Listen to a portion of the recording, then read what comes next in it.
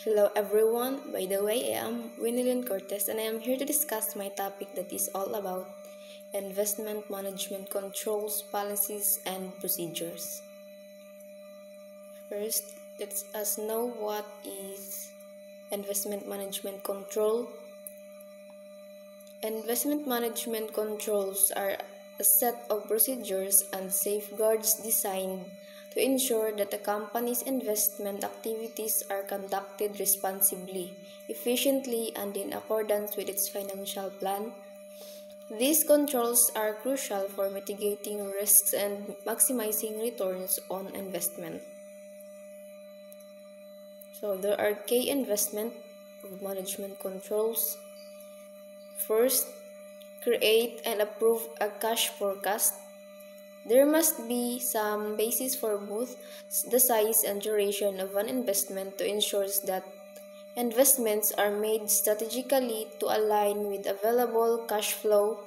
Otherwise, a mismatch can develop between investment plans and the need for cash and its availability, resulting in liquidity problems, not enough cash or an excessive amount of underutilized cash or too much cash.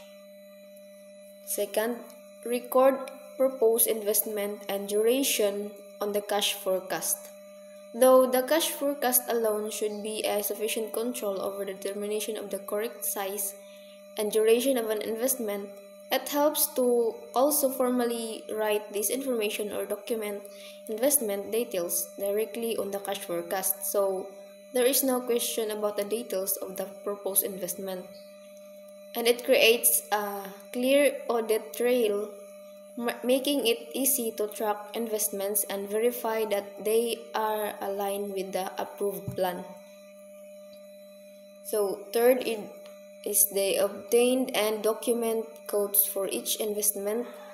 So an investment officer may have a favorite bank and will continue to invest with it even if its rates are not competitive. It is also common for the investment staff to not want to go to the effort of obtaining multiple quotes on a regular basis. So this control ensures that the company gets the best possible terms and interest rates, and it prevents favoritism toward particular banks and promotes cost effectiveness by requiring multiple quotes for each investment. And fourth is issue a signed investment authorization form to the issuer. Banks will not invest funds without the signed investment authorization from the company. So the signed form serves as a legal and verifiable record of the investment. From the company's perspective, signed authorization also ensures that the appropriate level of management has approved the investment, and it protects the company from unauthorized transactions and provides a clear audit trail. And fifth is the match authorization form transaction report. So the bank may unintentionally invest funds incorrectly or neglect to invest at all by matching the signed authorization form to any investment transactions report issued by the bank. The company can verify that what action the bank took as a result of the authorization. This ensures investments were made as approved. Last, in management and investment control, forwards records to accounting for storage. There is some risk that person in the investment department will alter investment authorization documents that de facto hide evidence of inappropriate investments. Once investment authorizations are completed, forwarding them to accounting will minimize the risk and it prevents manipulation of records. So in addition to the basic process flow just noted, the following controls are also useful for ensuring that the documented investments were actually obtained and stored. First is periodically match the approved cash forecast quote sheets and investment authorization to actual investments completed. Though all the supporting paperwork may be in order, it is still possible for an investment officer to shift funds to some other unauthorized form of investment.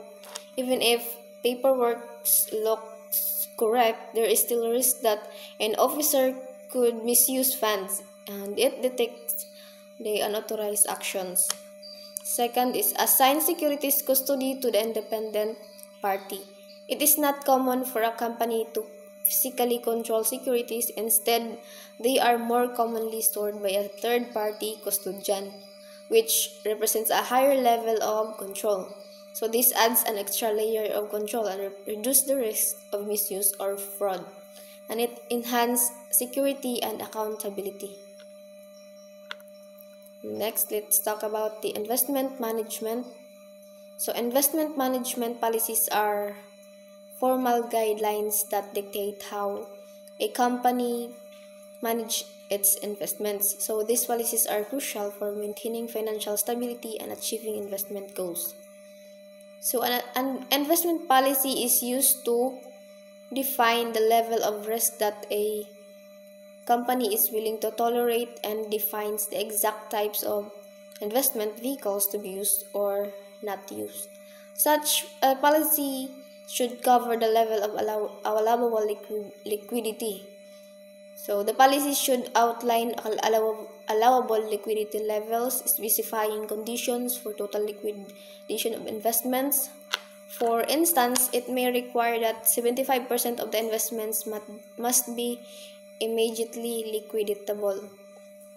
Less liquid investments may be allowed above a certain threshold, example $50 million. So the second criterion of the policy is risk.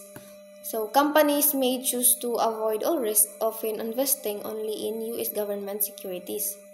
Others may seek to generate significant profits through riskier investments. And clear delineation of acceptable investment types keeps the treasurer focused. So the final criterion is return on investment, or the ROI. For short-term investment, liquidity and risk minimization are prioritized over high ROI, and companies should consider reducing the emphasis on ROI for short-term investments due to market volatility. So the investment policy must align with the investment strategy. If cash is divided into different tranches, or the short term, medium term, long term, the policy should support corresponding investment durations. If aggressive interest rate anticipation is planned, the policy should permit some speculations. And if board decisions limiting certain activities will affect the treasurer's strategy options. So there are other key policy areas. First is funds investment policies. So minimum investment and liquidity, at least a specified amount must be invested in overnight and negotiable marketable obligations to ensure liquidity. So it ensures to the company the sufficient cash on hand to meet short-term needs. Next is maximum investment in liquid assets. A certain percentage of the total portfolio may be invested in time deposits or liquid assets. Such investments with limited trading activity. This policy balances the need for liquidity with the potential for higher returns from illiquid assets. Next is average maturity limitation. So the average maturity of the investment portfolio shall be kept at a specified number of years with specific limits for different investment types. This helps manage interest rate risks and ensures a balanced portfolio across maturities. Next is foreign commercial paper restrictions. So investment in foreign commercial paper must be guaranteed by a prime U.S. issuer and fully hedged to mitigate default risk. So this minimizes exposure to foreign currency fluctuations and credit risk. Next is commercial paper ratings. Investments limited to companies with long-term senior debt ratings of A or better to minimize default risk. Next is bank CD limitations. Investment in bank certificates of deposit only from banks with capital accounts exceeding $1 billion to reduce default risk. And next is government-backed investments. Investment may only be made in securities backed by U.S. government debt obligations for risk-averse companies. So this provides a high level of safety and stability. Last is secure storage of securities. Securities must be stored with an accredited third party to enhance security, and it prevents theft or loss. Second, investment accounting policies. First, reporting gains, losses. Unrecognized gains or losses on held-to-maturity securities must be reported to the board or the board of directors. So this ensures transparency and accountability for investment performance. Held-to-maturity classification. Debt securities can only be classified as held-to-maturity if sufficient investments are available to cover budgeted short-term cash needs. So this prevents manipulation of earnings by classifying assets incorrectly. So number 3 types of policies is the transfer policies. Notification of portfolio shifts. Board must be informed of significant shifts in security designations among portfolios and their income impact. So this ensures that the board is aware of any changes in investment strategy. Authorization for designation changes. Transfers out of the held-to-maturity portfolio require board approval to prevent misuse of funds and ensure that such changes are consistent with the company's investment strategy. 4 types of policies is marketable equity securities policies. So trading securities designation. All securities purchases must be designated as trading securities at the time of purchase to avoid manipulating earnings by classifying them as held to maturity. Permanent loss recognition.